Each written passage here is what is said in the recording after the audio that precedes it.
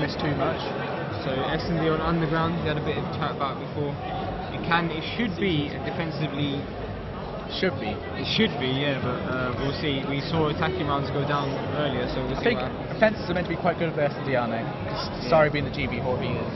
I think Starry gets them really organised in S&D, so. I think we're going to go with attack first. We'll do 2 rounds at a time. Yeah, that's what we're doing. So we're going to be on Starry. He's actually got an AR out. And it's halfway through the round, so we'll just check who's alive and who's. So it's 2v3 in favour of CSC. 1 to 3. Yeah. And they are on defence, so it's got a bit of a hard job here for Starry and whoever's alive with him. He's got basically just slay. He may be picked up with ACR, that's probably why. He does get picked off by Stu, who's in the dirty little corner there. I actually noticed Stu is very good at his search and destroy. And now it'll be 1-0 to CSC, who do get some picks off then. And finally a defensive round got won. Yeah, in the way it should be, so yeah. We'll see what happens with that. So see how they play their attack now, CSC. Yeah. See how offensive play defense, sorry. You should see a rush at A like we usually do, but yeah, CSC are a very slow team though, so I'm not expecting really a rush. I'm just expecting a slow push, as they always do. But I know Stu is very good at S&D, so maybe he might try a rush. So we're going to be on Starry here. He has got his FG. He's going to be getting straight into B. Looks like he's just going to watch the flank, or maybe even try to flank. Oh, he's trying to watch the flank. Oh, he does gets taken out by Stora. Possibly should have made that kill because he got the bullet. But might be the thing with Starry. He's good at a CF, but as soon as it goes to SD, you need to make kills. He's just useless. But that will be 3v4 now for Infensus. RyS just sitting in this mid map, just trying to cover B. I think the other two players are AR, so they're probably going to be hanging around that A area. He has spotted one right at the back of A, so you might go for this flank, but it's hard to flank A because there'll always be one AR sitting around the back. When you've got an SG, you might want an AR to flank rather than the SG, because the SG can do some good work in the mid-arch away. Steve has picked up red there, so that's back to 3v3 now. Although I would think 3v3 is favourable for the attack because there's more positions for the attack to run in, less positions for the defence to cover. And especially once you get behind them on this map, it's so advantageous. Yeah. In defence you need to keep an eye on everywhere. It's so easy for one player to just get behind again, put a 2-piece and just completely destroy your round. I'm not sure what RyS was shooting. I don't know if he got a clue to say they were on the bomb. But I think one player just came out for a split second. And CSC seems to be set up about A, but there was a minute left, so they could backtrack and set off to B. That's what you see a lot of teams do that, but you have seen a player going to A. So CSC probably going for a bit of a plant now. RyS just be pushing to the flag site. He's being a bit cautious. He doesn't want to get picked off. That's the last thing he wants to do. And CSC still have to plant his bomb. There's still 55 seconds left, so they don't need to be too aggressive about this. They can, even if they want. I don't know if the other two have stuns and nades left, but that's a tactic you see a lot. They saw and the bomb has gone down there. If you plant on his side, that's interesting because RyS is going to know there's going to be one around that bank. If you can pick that up, you can maybe get a plant. The other two probably be up top. But Stu does pick him off. Stu in that nice little corner. I've seen him used quite a lot actually. And that's well played by CSC. I think RyS even pre-fired them. He had an idea he was there, but he still didn't get the kill. Yeah, I think the PP close range has a bit of a bunch with the MW7. Definitely both. I've actually seen quite a lot of people using that corner. Like, it's one of those corners that's so obvious you don't check it. So people have been losing it quite a lot, and it's becoming main corner once again. That's the thing this stage in the game. You need to try and do the unobvious to try and get away. We're just going to change teams in 2 rounds, so we'll jump on with CSC now. Yep, see how they do their defense. So we're on Pred here. He's going to be sitting around A with the AR, as you expect. I would like to see him save their stuns, although there's been a smoke at A and Pred's just going to waste that nade really. That's completely wasted. I think he got worried someone did push him. Sorry, he did push him to be fair, but maybe should have pushed some stuns first just to make sure. I think players need to be a bit more cautious, especially on this map with their stuns and nades, so they're really important. I always say to my players, back when we used to play COD 4 S&D days, if you don't use your flashes back in those days and nades, and you die with them and you haven't used them, that's just a complete waste. So you might as well just get them off, even if it doesn't even mean anything sometimes. PS3, do you prefer frags or Semtex in the S&D? I prefer Semtex, but most of my team prefer frags. So I know on Xbox, basically everyone's started using frags on S&D now because they're so much more precise. You can just be at those pickings that you can't really get with Semtex. And obviously with set nades as well. Yeah, that as well. A lot more effective with frags. It can change the game really, just one good frag. We're going to see Stora flanking here. If he could pick off the kill, it could put CSC in a good position to plant those down. It has spotted him. Nice kill from Stora. RyS in not a very good position there. He could have sat behind the door or something, but I think we're in a 2v2 now, endless, and he's taking bullets from mid-map, I think that was. I don't know, I think that's 1v1 actually. Is it 1v1? I'm not sure. His Stora got taken out. Assertions, he's got 24 seconds here. Yeah, it's 1v1. Surgeon and Ash. He knows Starry's going to be up top, so he basically just has to maybe just go for the plant, defuse. But he hasn't picked up the bomb at all, so I'm not I think surprised. he's wasted his time. This is really silly. I don't know I'd not be surprised if he's just lying prone up top, waiting for the bomb to be better up. So it's so far in the open, he can just stand up and shoot. And what on earth has he just done? I know. I think he wasn't ever going to get that bomb defuse, he just went for the kill, which is a bit more important in the late stages. Yeah, but I just can't believe. I always say, even if there's a 0.01% chance, I don't care about getting defense in the last round, just do it. Yeah. Because I mean, he had 25 seconds then. I know, yeah, 20 seconds. He could have faked it and gone for the kill. But There's he just ran so about. many things he could have done. He just ran and then he didn't get back in Yeah. time to do a fake. I mean, I don't understand that personally. But They are 2-1 ahead though, so yeah, maybe they're thinking about the kill. I'm guessing he's not too worried. We'll just have to see how they do this round.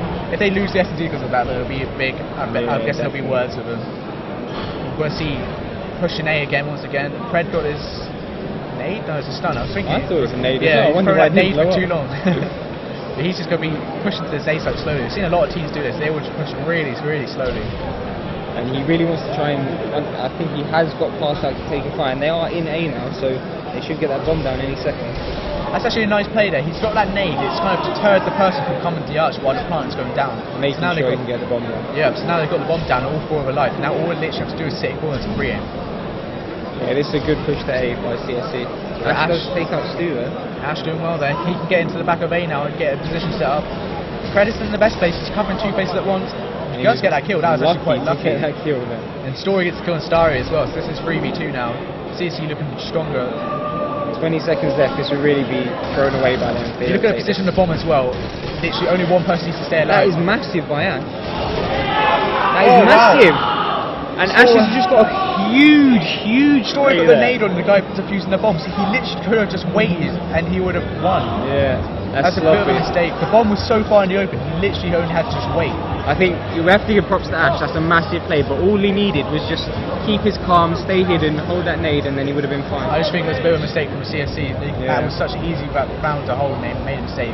Fair play to Ash though, he did well. I think it's always the way when you see big plays, it's always someone else's mistake that they come from usually. Yeah. So we've got to go back on with Infensus. Take some time because the stream's really laggy. Yeah, there's a bit of lag, so just bear with us. Okay, there we go. So we're with Starry. He's going for this rush round. Just picked up Starry. And he has taken out Story. Yep. So that'd be 3v4 in favour of Infensus. And see, Starry's an experienced player. He's not just going to run in because he's got a kill and try and flank round them. He knows he's just got his kill. He's got an advantage for his team. He's just going to stay alive now and try and pick someone else. Ryan's a stream player as well. He's going to know Starry's probably flanking. Saw his call out. So Starry maybe trying to bait that person to come towards him into his line of fire. Probably knowing he's got the strongest player with his aim, so he's just going to use his intelligence rather instead. Probably wait for the right time. Oh no, I just realised he's on the attack. So he's covering the back. Oh yeah. I thought he was doing that as well. Because he kind of rushed from the wrong side. Yeah. I think because we got in the game a bit late as well, so give us a break on that one. So he's just actually covering the back instead. He's in a bit of an awkward situation, a better situation than just sat behind the car. Strange way to cover the back because I don't know. I sort of feel like he might miss someone going through that door. Yeah, he's spread out a bit more now, so maybe not. But often if they come through that door, they won't just run straight away. They'll go behind the plant car. Yeah, exactly. Yeah. So he's probably just predicting that a bit. He maybe needs to get a bit closer to the bomb. There's a minute left and they haven't got a bomb down. He's just sitting in the spot. It's not really any. Having any effects. Switch off someone, see what the bomb's do. Yeah. I think they are set up in A now. They're going to try and get this bomb. They're having a bit of struggle because there's only 2 of them in that bomb site, and one of them has the bomb and he needs to plant. But he has got it down, which is really well. I'm not sure how many players are up for CSC. I think it's still 4v3. 3v4, yeah. Rex on that donut actually. Oh my. 0-4. I didn't know the best game. He's done well as soon as we say it. Yep. And this should be an Infensus round now. That's 1v4 I think. Yeah, just pick off Ash. He's in around the bomb site. I know Starry's quite far away. He's only got 20 seconds left. This would be something massive. Yeah, he has taken well out played by Rex. Getting a nice 2-piece. That first goal especially was really important. I think the momentum from that Ash's touch then is really, really big, and it should go on with that momentum and take this map now. Yeah. I think as well as endless assertions, a bit of a choke in that one round. Yeah. Cost a bit. It could be 3-2 to them if it wasn't for that. Because it would be deemed the clutch situation with the bomb down 1v1, but it's definitely easy enough to do. We see Starry pretty much every round. Yeah, let's go with Steve. CAR. He should be trying to hold this A area. He's done well. That's a beautiful stun. Quite lucky to be honest. He's got him just in past it. He's got the bomb as well. But he did time it well as well. Yeah. He's seen another one go in there. He's seen two go in actually. So he's in a good place. He's probably going to be calling out to the other AR, Fred, and they're probably going to go for a little pincer here. I'm not sure where the third AR is though on CSE. He might be up top A. Oh, you possibly should have picked up that kill. Yeah, I think Story's going for the plant, so maybe he hasn't got the kill, but Story will be weak, so maybe he should push to try and get it. Rex gets a lovely nade, so that's going to be the bomb down again. That's what we were saying earlier about frags in S&D now. They are becoming a lot more important. Yeah, so it's now Infensus are 2v4, 3-2 down on the attack, so they've got whoever's alive for them, 2v4 has got to do a massive job to get this clutch if they want to stay in this game. As seen Stu again, he knows they're in A. He should be good. Oh, that's a good nade. Not going to pick him up though. Bit of a waste of percentage by Fred, really. Should have really tried to. I don't know why. I think I have a feeling he was trying to stick him then. Yeah. I don't know. It's a bit dodgy, but I don't know. Sometimes I get a feeling I'm just going to stick the guy and I can leather it at him. But I think he maybe should have tried to bait him first and then throw the nade. Yeah, definitely. I'm not sure why they keep peeking out there. They knew Steak was there the whole time. Astora and Stu now. It's 2v4. They're in a situation where they really need to get a pick and it's going to try their luck. I think CSE are just doing really well to just hold the bomb. Starry picks up that last kill, and that's 4-2 and 2-0 to Infensus overall, which we really weren't expecting. Yeah. So now we're going to go on to third map, which is Arkham CGF. And I personally really expect CSE to come back strong. I mean, they've got no excuses. They've had 2 map warm up. Yeah. They should be thinking of themselves as the stronger team if online form is anything to go by, which it is and it isn't at LAN, which is 50-50, but